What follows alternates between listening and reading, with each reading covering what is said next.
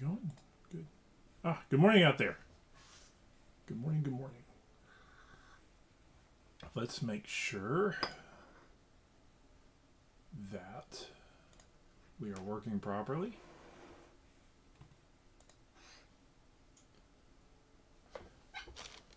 And that we're connected pretty well. And then we'll get started. Let's make sure, and we are good. That, push, there. All right. Got some head cold stuff, so I'm going to sound funnier than usual this morning.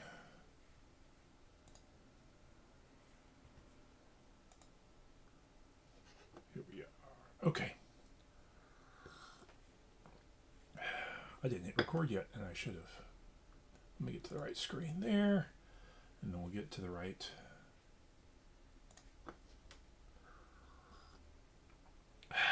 Good morning. Welcome to Coffee and Resales. This is Ryan. I get stuff from yard sales, garage sales, thrift stores, and similar venues, and try to make a few extra dollars online.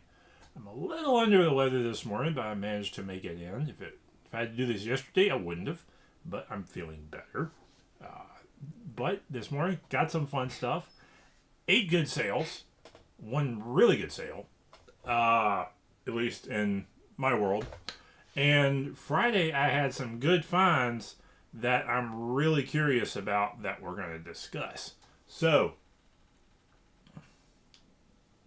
further up and further in. Good morning, Kevin. Again, my one consistent viewer. Boy. Anyway, okay. So, let's jump into it, and we will get to the mundane up to the more exciting. And the mundane is like the world's cheapest cookie. Cookie's a good brand to get. This isn't necessarily the best. Like they have like the really sweaters with the really crazy colors in it, and this isn't one of them. This is a XXL pullover thing, and this went for $20. I didn't pay much for it, and it's been sitting out for a while. I got it last year. So it kind of finally sold, and I kind of finally,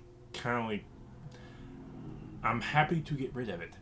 And so that's going out. But Coogie's a brand that you buy if you can get it for cheap. So much the better. Pay up to get you can get the sweaters, and they can have like holes in them, and they'll still sell really well. So, something to think about when you're out there getting stuff. Around where I live, this stuff is really rare. I live in a middle class town. There's no Coach store nearby. Let's put it that way. So a majority of the stuff on the Goodwill shelves and at yard sales are middle class stuff, and you're not getting the high end hiking gear. You don't get the higher end sweaters and all that sort of stuff. Like you might if you lived in certain sections of like New York or LA or some places like that where people can go to thrift stores and make like a really good living just doing that. So can't necessarily do that here, though. People walk out with like baskets full of clothing that I'm guessing they're doing Instagram or they're doing eBay or Poshmark or something like that and doing fine. I don't have the time or the stores to deal with clothing as much, so I really only look for a few things and try to flip them if I find them, and usually it doesn't work out all that well. Kind of like this stuff. I think this market would have been different like 10, 15 years ago. This is a stack of anime t-shirts. All but one are mediums, I believe, from various anime cartoons, and that stack went for $18 for 6 shirts. I got in a big package deal that I got some really good manga, and so I'm already in the black on that. I think I spent $1, maybe 50 cents to $1 a shirt. So I'm coming out okay. Would I do it again? Probably. If I can get them at $1 a shirt or less. and that they were all the same size. So that's probably what I would do going forward with something like that. But you don't pay up. 15 years ago, that stack probably might have been a $30 stack. Simply because it just wasn't as much out there. Nowadays, with fast fashion and the ability to get whatever you want on a T-shirt, the stuff that I think would have done okay in the past, I'm passing up comic book and nerd culture, basically T-shirts, stuff that I would have slapped a guy to get when I was younger. So there's that something to think about. Okay, moving along. We'll go to this stack. Another stack that's like, this is stuff that I keep picking up and I probably shouldn't, unless I had a booth maybe and I could get $2 to $3 a book for this. But these are Children's Deluxe Edition, Best of Children's Books, real similar covers. These are from the 50s and 60s, and people like these, people collect them, but there's not a whole lot of them that are ridiculously valuable. Sometimes if you can get one that's in pristine condition with a dust jacket, you can get 10 to 15 bucks for a book. But stuff like this is $3 a book, as is this evident. I mean, I sold 8 for $15. So I'm actually, I guess, in a sense, I may be losing money on that deal. And I need to not buy those anymore when I see them, unless, again, maybe for a quarter a piece. So, which stinks, but I don't have a really good venue to sell them at. If I had an antiques booth, I might be able to sell these at $3 a piece at an antiques booth. But for eBay purposes, it really isn't worth trying anymore. And I need to save this space. So what good thing is these are getting out the door for a little bit of money. I'm getting something back out of them and freeing up a bunch of space. So that's a lot to do there. All right. Next. Okay. This is probably in the same vein, though I think I tend to at least get my money back out of them. 14 Yellow Daw fantasy novels for $22. There's a handful of these Yellow Daws that are $10, $20 books. Most of them aren't. There's guys out there who collect some of them. So it's these are science fiction sword and sorcery books with really neat covers and yellow spines. 50 cents a piece or less, get these. If you're going to lot them up is what my advice is. Unless you got some very specific. I've sold a couple specific titles for 10 to 15 bucks before. But other than that, these are $2 to $3 books, or less, as the case may be here. These went for 22 bucks for, again, $22 for 14 books, so not even $2 a book. They're getting out the door. I mean, I was close to donating these. So, other than trying a couple of different things with them. So, I'm trying a deal. I've got a big box of sci-fi fantasy. And what I'm actually trying to do like 25 books for 20 bucks or something like that of a random selection on eBay. See if I can't move a few that way. I've had one sale along those lines. And I think it's going to be a wash. And I'm going to need to just donate them. Actually, I'll probably wind up bringing them. There's a local bookstore that I can do trade outs. So that's probably what's going to happen to that box. So, sci-fi fantasy, it's a genre that sells, but you got to have the right stuff. So, look them up and get them out that way. All right, next up, on to the more good stuff. This is a Gideon's New Testament in Vietnamese and English.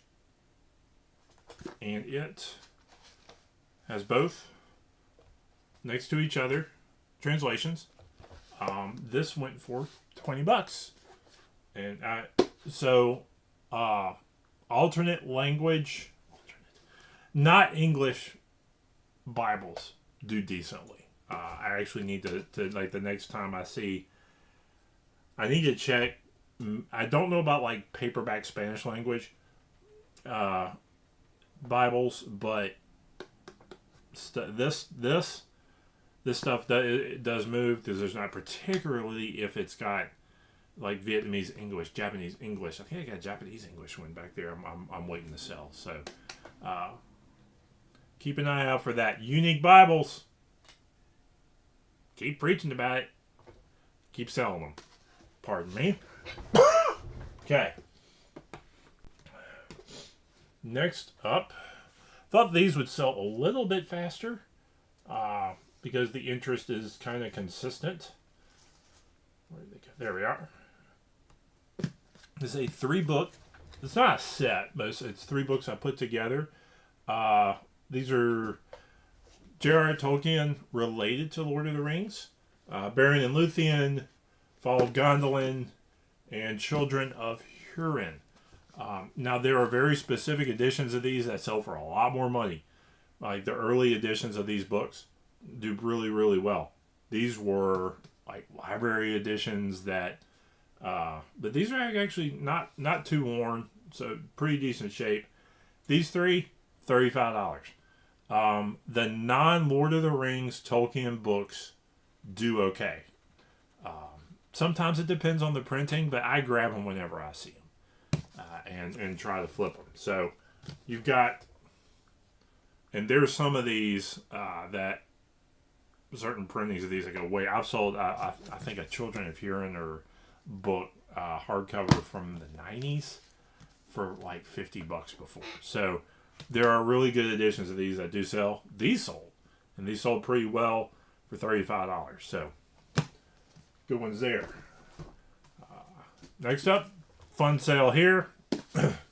George Jones, I Live to Tell It All autobiography, signed by George Jones to somebody, which reduces the value a little bit, but there is a signature there. And George ain't signing any more of them. This is one of those that's probably signed during the book tour. Which means there's more of these out there, which is what this one for $25. And like, why did the George Jones signature book only go for $25?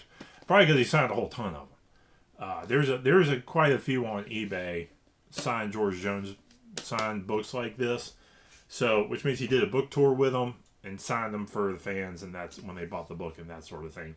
And that, it increases the number of autographs, brings price down.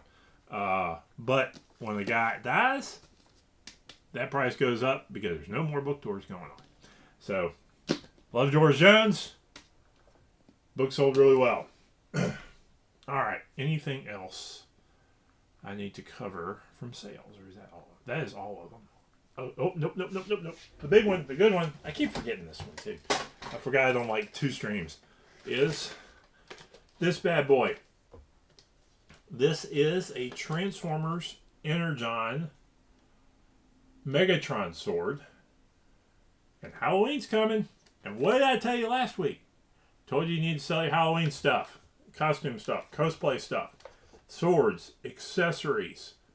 That sort of stuff. It's not just costumes. This is the stuff that people really want. This one for $83. And it's not even complete. It's missing a couple of pieces here. I think it would be worth well over 100 if it had them. This is the only one on eBay. There was one guy selling it, and a package went for I think $125, and it was mispackaged, and so there's that. It was mislabeled.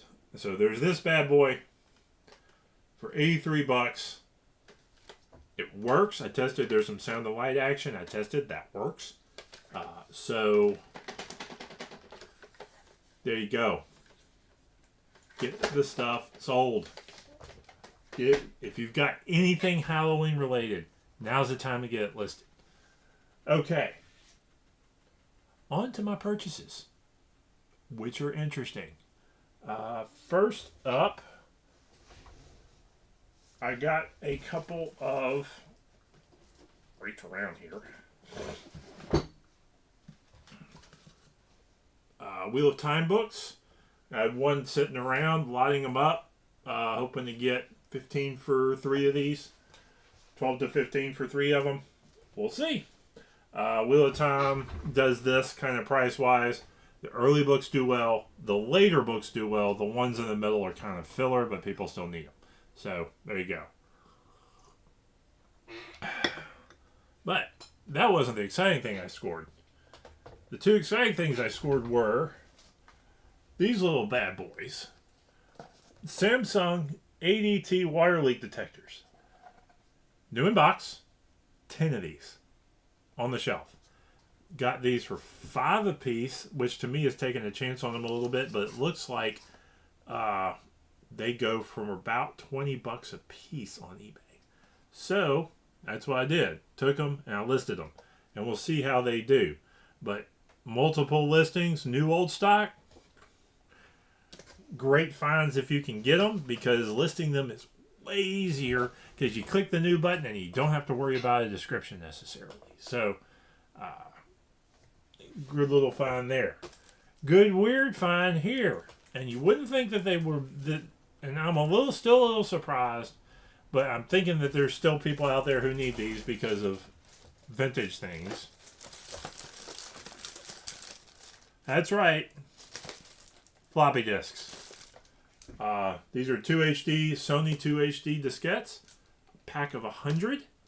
This will probably go between $50 and $100. It's kind of hard to determine. Well, I've got listed at $99.99, and there was no bites yet on it, so we'll see how that shakes out.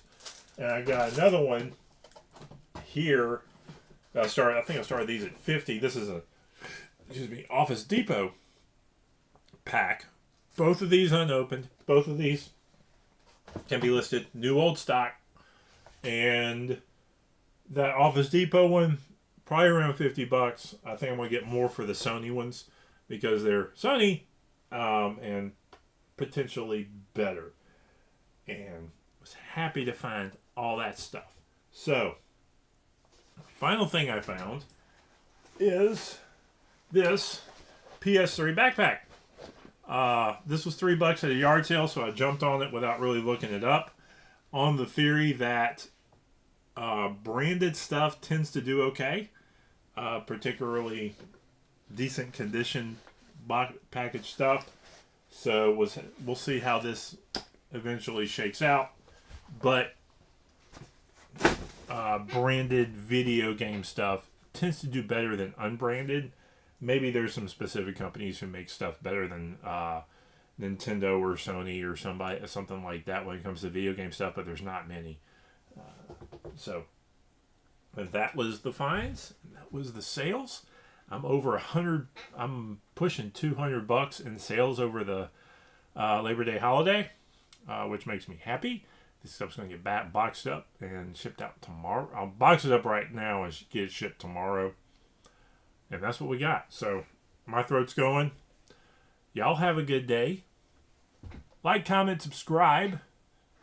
And I'll catch you next time.